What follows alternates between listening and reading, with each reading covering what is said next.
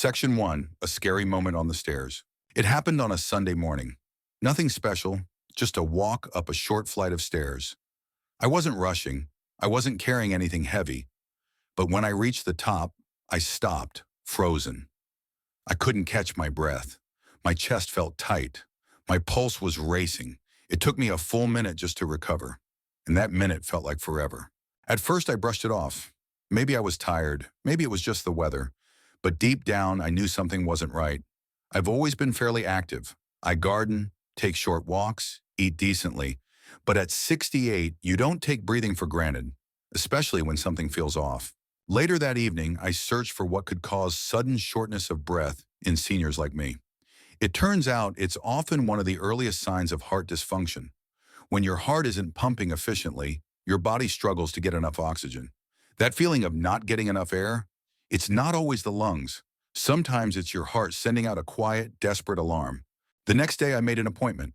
My doctor confirmed what I suspected. I had early signs of diastolic heart failure. My heart wasn't relaxing properly between beats, and fluid was starting to build up. It wasn't severe yet, but it was real. The scariest part? So many seniors live with this for years, writing it off as just getting older until it becomes life-threatening. But here's the good news. My doctor said I caught it early, and with the right daily habits, natural changes, I could support my heart and slow the progression dramatically. That moment on the stairs turned out to be a blessing in disguise. That's what this video is about, what I did next. The foods I started eating, the exercises I added, the breathing habits I developed. I'm not a doctor, but I am a real person who faced a very real warning sign. And if you've ever felt breathless going up the stairs, walking across a room, or even just talking too long on the phone, you need to hear this. One thing I learned early, shortness of breath can mean your heart isn't getting enough oxygen out to your body. And that's not just uncomfortable, it's dangerous. We tend to ignore it because it sneaks up slowly. One day we're walking a mile with no issue, the next we're winded going to the mailbox. I started tracking my symptoms when I got breathless, how long it lasted, what made it worse. I also began paying closer attention to what I ate and how my body reacted. I kept a little journal. For me, mornings were the worst.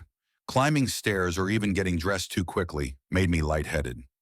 But by the afternoon, I was okay. That told me it wasn't just age, it was circulation. My heart wasn't keeping up early in the day when I needed it to ramp up. I started experimenting with changes, starting slow. The first thing I did was reduce salt. That helped almost instantly. My ankles stopped swelling, and I felt lighter on my feet. Less fluid meant easier breathing. Then I added more potassium-rich foods, bananas, spinach, sweet potatoes. That helped even more. My doctor said potassium helps balance sodium, and it improves electrical activity in the heart. Within a week, I was breathing easier. I want to stress this. Shortness of breath after 60 is not something to ignore. Yes, aging does affect stamina, but persistent breathlessness, especially when you're not exerting yourself, is a red flag. It might not be a heart attack, but it's your body asking for help. A friend of mine, Carla, who's 72, had a similar experience. She was constantly tired and short of breath, but she thought it was just from gaining weight during the pandemic. When she finally went in, they found she had atrial fibrillation, an irregular heartbeat that was reducing her heart's ability to pump blood efficiently. Again, no chest pain, no dizziness, just fatigue and breathlessness. And like me, she's now managing it through lifestyle changes and simple meds. There's a pattern here, and it's worth paying attention to. Now, I'm not here to scare you, but I do want to wake you up. Our hearts change as we age. They become stiffer, less flexible, and more vulnerable to stress. That doesn't mean we're doomed. It means we need to adapt. And thankfully, there are dozens of natural ways to do just that. What I'll share next are not just heart-healthy foods. You've heard 1,000 times. These are specific tools I use daily to help my heart pump stronger, send more oxygen to my muscles, and prevent that terrifying breathless feeling from coming back. Breathing freely is something we all take for granted until we can't. Let's not wait for that moment. Let's act now. Section 2. Breathe easier with better blood flow. After that wake-up call, I started digging deeper. Why exactly do older adults like me get breathless so easily? I mean, we hear about lung disease, but the link to the heart often gets overlooked. What I found was simple, yet incredibly powerful. Your breathing depends more on your blood flow than you might think. If your heart isn't pumping efficiently, your lungs can't deliver enough oxygen to your muscles, and your entire system starts gasping for help. Let's break it down. Every time your heart beats, it sends oxygen-rich blood to every corner of your body. But as we age, our arteries can stiffen. That makes it harder for the heart to push blood forward. The result?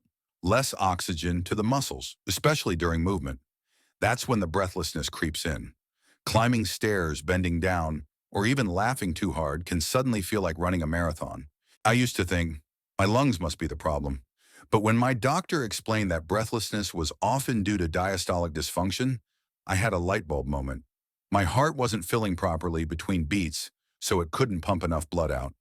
It's like trying to water your garden with a kinked hose. There's not enough pressure to get the job done. This is especially common in seniors over 60, particularly those with high blood pressure, diabetes, or a history of sedentary living.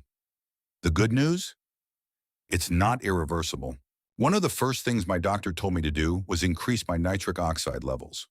Now, I had no idea what that meant at the time, but it turns out nitric oxide is crucial for blood vessel flexibility.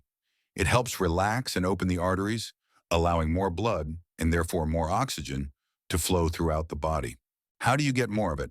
Beets, spinach, arugula, celery, garlic. All these foods naturally boost nitric oxide production. I started adding beet juice to my mornings. Within days, I felt a difference. I wasn't sprinting up the stairs, but I wasn't gasping for air either.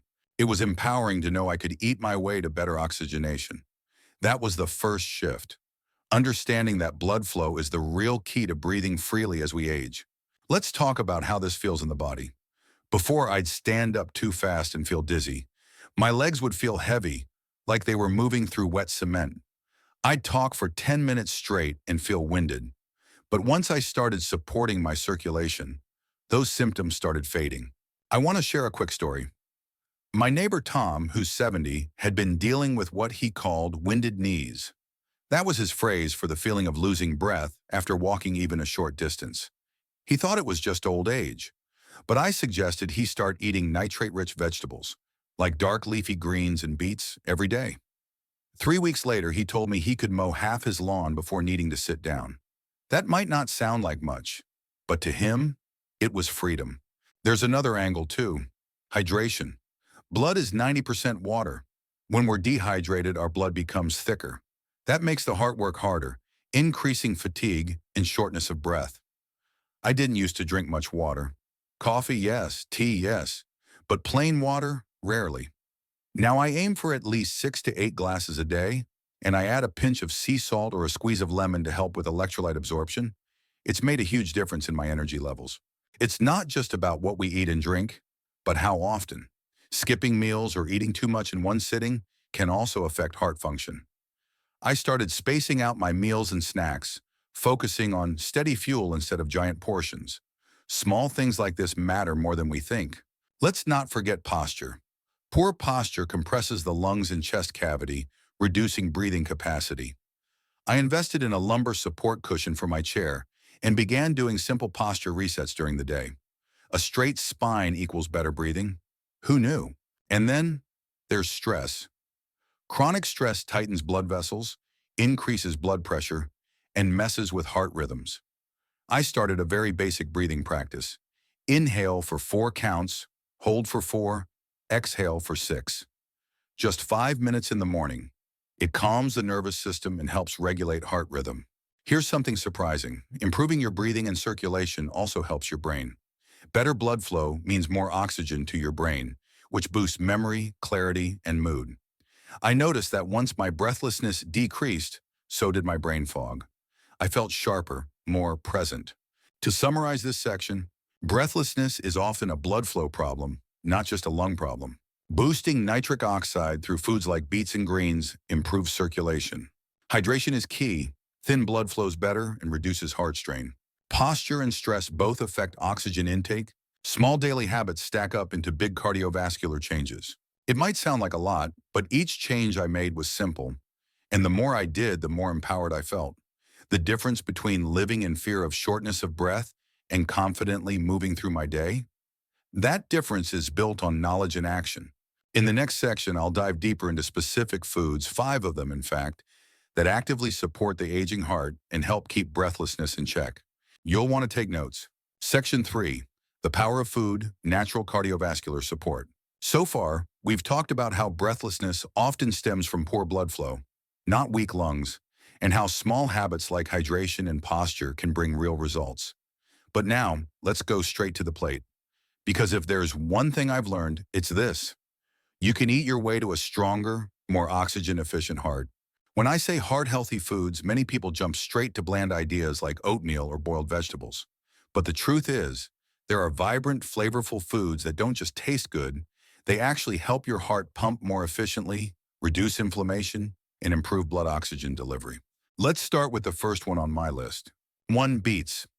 I used to avoid beets. I thought they stained everything, and they reminded me of hospital trays. But once I learned they're one of the best natural sources of dietary nitrates, I changed my mind. These nitrates are converted by your body into nitric oxide, which helps open up blood vessels.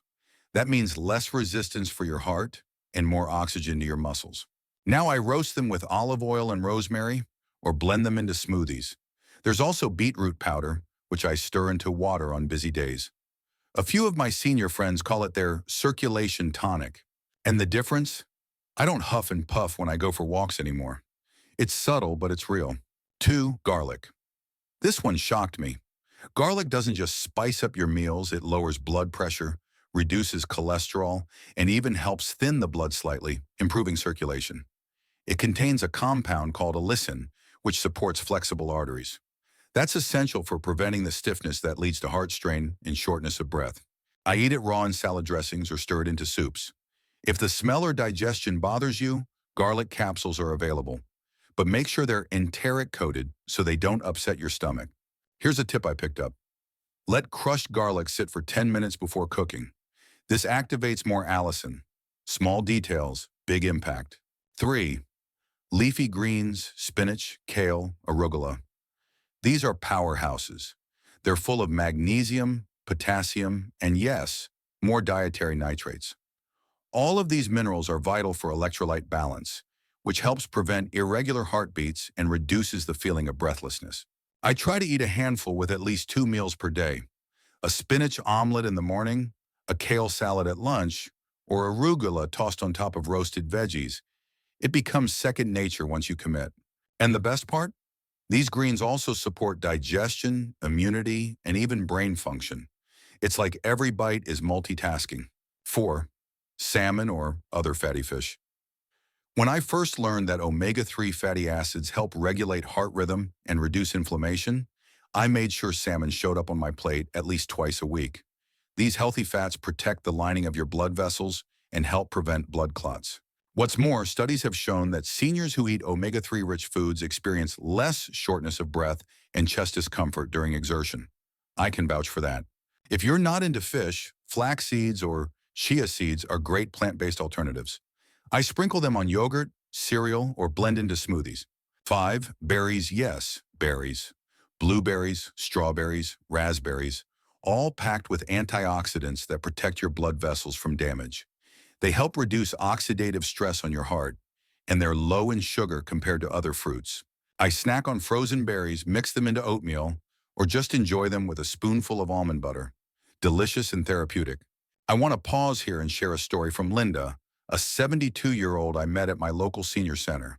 She'd struggled with breathlessness for months and kept getting told, "That's just part of aging."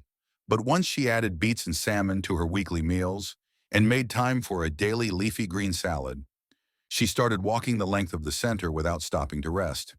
Her face lit up when she told me, "I finally feel like I'm living again, not just managing." Here's something important. None of these foods work alone.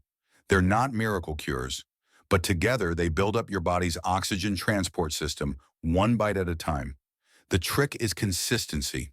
Now, I know it's easy to feel overwhelmed when we're told to change how we eat, especially when we've built decades of habits. But I didn't do it all at once. I started with one thing. I swapped my toast for spinach and eggs. I replaced my evening snack with a handful of berries. Over time, these changes became second nature. Another thing I did was prep ahead. I'd wash and chop greens once a week. I'd cook extra salmon and freeze portions. When you make healthy eating easy, you're more likely to follow through. Here's a little summary if you want to take notes. Beets harm better blood flow via nitric oxide. Garlic decreases lower blood pressure, improved artery health. Leafy greens, just minerals for heart rhythm and oxygenation. Salmon or flax seeds, borscht omega-3s for reduced inflammation and smoother heartbeats. Berries, vascular protection and antioxidant support. When you combine these foods with hydration, movement, and stress management, you create a body that breathes easier because the heart is working more efficiently, not harder. In the next section, I'll share the daily lifestyle practices, from walking strategies to breathing techniques, that I now use to keep my heart strong and avoid that panicked feeling of not getting enough air. You'll see just how doable it really is. Section 4. Simple habits that strengthen the heart. By now you've seen how food can help fuel your heart and reduce that scary breathlessness we sometimes feel as we get older. But while nutrition is a foundation, it's movement, gentle, intentional movement, that keeps everything flowing. I used to think that slowing down in my 60s and 70s was normal. But the truth is, the less I moved, the more I struggled to catch my breath. That's when I began focusing on what I now call my heart energy habits. These are the small daily actions I use to train my heart and lungs to work more efficiently without exhausting myself. They don't require a gym, a trainer, or a fancy device. Just consistency and self-respect. Let's dive into the most powerful ones. 1. Walking with intention. Walking is one of the most underrated cardiovascular exercises out there, especially for seniors. But not all walking is created equal. I used to stroll aimlessly, and while that helped a bit, I wasn't truly engaging my heart and lungs. So I started interval walking. For 1 minute, I'd walk a bit faster, just enough to feel my heart rate increase. Then I'd slow down for 2 minutes, repeat 5 times. Over time, I built up to 10 rounds. This approach gently pushes your heart without overtaxing it. It also teaches your breathing rhythm to match your movement, so you stop gasping and start flowing. If you're indoors, a hallway or the backyard works. If you're using a walker or cane, you can still pace yourself and build strength. 2. Posture for better breathing. This one's simple but crucial. Many seniors sit with rounded shoulders or a hunched back, especially after years of computer work or physical decline. That posture compresses the lungs and heart, making it harder to breathe deeply.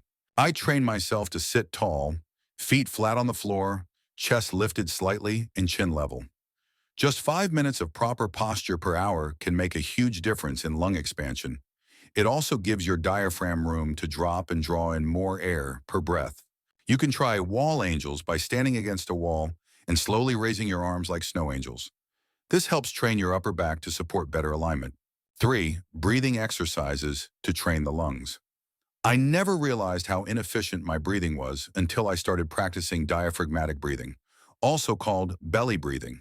I lie on my back, place one hand on my belly and the other on my chest, and breathe in through my nose. The goal is to make the belly rise, not the chest, then exhale slowly through my mouth. I do this for 5 minutes every morning and again at night. It not only trains my lungs to take in more air, but it also activates the parasympathetic nervous system, calming my heart rate and reducing anxiety-related breathlessness. There's also pursed lip breathing, which slows down exhalation and makes oxygen exchange more efficient. Inhale through the nose, then exhale through lips pursed as if blowing out a candle. 4. Stretching to open the rib cage. You wouldn't think your ribs need stretching, but they do. Our intercostal muscles, the ones between our ribs, tighten with age and inactivity, limiting how much our lungs can expand. I do side stretches, overhead reaches, and gentle spinal twists daily. Even something as simple as reaching toward the ceiling and inhaling deeply can stretch the rib cage and wake up your lungs. Try a yawn stretch. Inhale, raise your arms, and pretend to yawn while stretching your chest wide. Feels silly but works wonders. 5. Light strength training. Here's what no one tells you. The stronger your muscles are, the less oxygen they require to move. That means your heart doesn't have to work as hard to feed your body with oxygen. That's huge for seniors with limited breathing capacity. I use light resistance bands and water bottles as weights. I focus on legs, squats to a chair, arms, bicep curls, back, rows with resistance bands, core, seated twists. Even just 10-15 minutes, 3 times a week, can boost circulation, improve oxygen efficiency, and reduce shortness of breath with daily activities. I remember a woman named Sharon from my Silver Sneakers group. She had chronic breathlessness and was afraid to exercise. We started doing seated marches and breathing drills together. 3 months later, she climbed a flight of stairs without stopping. She cried, so did I. 6. Hydration and mindful rest. It may sound basic, but dehydration thickens your blood, making your heart pump harder. And shallow sleep keeps your body in a stressed state, reducing oxygen efficiency. I drink a glass of water first thing in the morning, then sip throughout the day. At night, I avoid screens before bed and use calming music to support deeper rest. Better rest, sure, better oxygenation. So what does this all add up to? You're training your body to use oxygen more efficiently, support heart rhythm and circulation, expand your lung capacity, reduce stress-driven breathlessness, feel more confident with each step you take. And here's the best part. You're doing it naturally. No pills, no scary side effects, just consistent, heart-supportive actions. Next, I'll walk you through the exact daily routine I use, what I eat, how I move, when I breathe, that keeps my breath steady and my heart strong. Let's make your daily life feel lighter, one healthy breath at a time. Section 5, my daily routine to prevent breathlessness. Everything changed the day I committed to a full routine. Not just scattered habits, not just, I'll try tomorrow, but a daily heart-focused rhythm that's as essential to me now as brushing my teeth. If you've followed the journey so far, you know how breathlessness creeps in slowly. It doesn't announce itself like a heart attack. Instead, it robs you quietly. First your energy, then your confidence. So let me walk you through what my daily routine looks like. It's simple, sustainable, and designed to keep oxygen flowing and shortness of breath away. Morning. Breathe, stretch, fuel. I start each morning by sitting on the edge of my bed and taking 5 deep belly breaths. I breathe in through my nose for 4 counts, hold for 2, and exhale through my mouth for 6. This not only wakes up my lungs but calms my nervous system. Then I do a gentle 5-minute stretch session, arms overhead, side bends, shoulder rolls, and seated spinal twists. If I feel stiff, I use the wall to support deeper stretches. These open up my rib cage, loosen tight intercostals, and get the blood flowing. Breakfast always includes one of my heart helper foods. My go-to?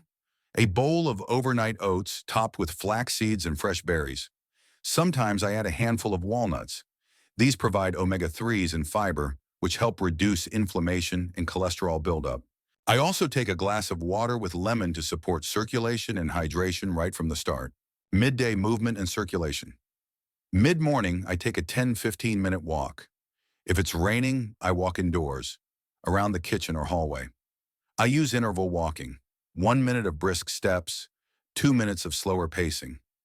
This gets my heart rate up gently and trains my lungs to synchronize with movement.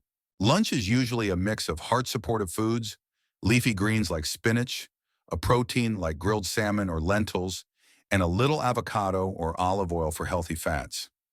I keep sodium low and avoid fried foods. Those always made my breathing feel heavier. After lunch, I rest for 20 minutes.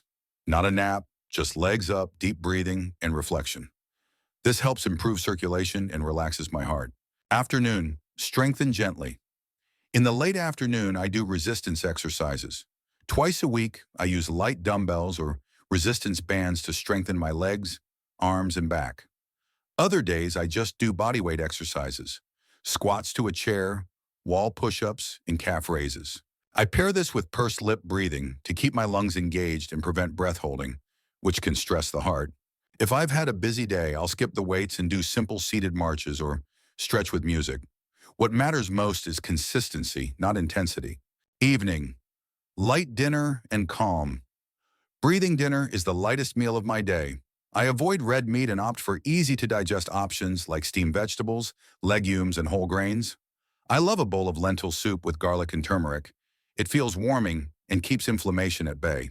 An hour before bed, I drink herbal tea, usually hibiscus or chamomile, and spend 5 minutes doing diaphragmatic breathing. I lie down, Place one hand on my belly and inhale deeply. It relaxes the lungs and heart, prepping me for sleep. I also sleep slightly elevated with a wedge pillow. It keeps fluid from pooling in my lungs, especially helpful if you deal with congestive heart issues or nighttime shortness of breath. Tools I keep handy. Here are a few tools that have supported my heart health routine. Pulse oximeter. I check my blood oxygen level if I feel winded. Fitness tracker. Tracks steps and keeps me accountable. Stretching strap. Helps with tight hamstrings and lower back. Essential oil diffuser. Lavender oil helps me breathe deeper and sleep better. What I avoid. Just as important as what I include is what I've let go of. Excess salt hidden in processed foods. Now I season with herbs. Heavy meals before bed. They made me feel bloated and breathless. Long periods of sitting. I use a timer to remind myself to move every hour. Worry. I used to panic every time I couldn't catch my breath. Now I pause, breathe, and take control with calmness. The payoff today, I walk up the stairs without clutching the railing. I go shopping without sitting down every 15 minutes.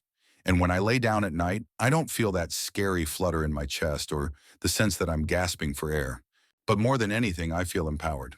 Because no matter your age, you're not powerless against breathlessness. You don't have to accept fatigue as your new normal. With the right food, gentle movement, better breathing, and a routine that fits your pace, you can give your heart the support it needs to help you breathe easier, naturally. So start today. Even just one breath, one stretch, one walk, it adds up, trust me. And as always, breathe in strength, breathe out fear. Your heart is listening.